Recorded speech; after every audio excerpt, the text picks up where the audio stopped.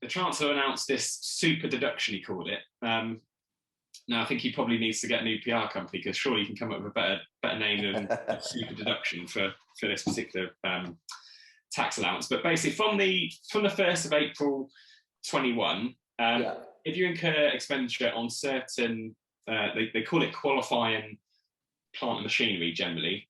So anything that you would have previously benefited from main pool capital allowances, which is effectively capital allowances are basically a tax depreciation that you get off at a set rate from your corporation tax profits. So anything that you spend after the 1st of April 21 up to the 31st of March 23, you'll get a 130% write-off against your taxable profits for that expenditure. So in broad terms, if you spend 10 grand, let's say, on a bit of plant machinery or fixed assets that would fall within that category, you'll benefit from a £13,000 offset against your taxable profits. Now, the key there is it's offset against taxable profits, not against corporation tax. So reduce down your taxable profits that then whatever tax rate is applied to in future years. At the moment, it'd be 19%. So less of your profits are subject to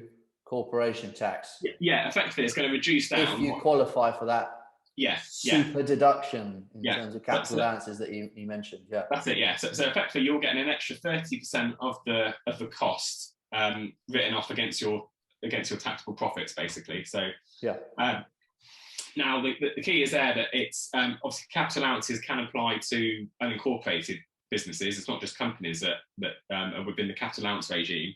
However, that super deduction, one of the conditions to qualify for that is that you have to be subject to corporation tax. So by definition, so you have to be profitable. Yeah. Well, I mean, by definition, that super deduction is only available for companies. Basically, it's not available limited companies. Yeah. To unincorporated businesses, basically. So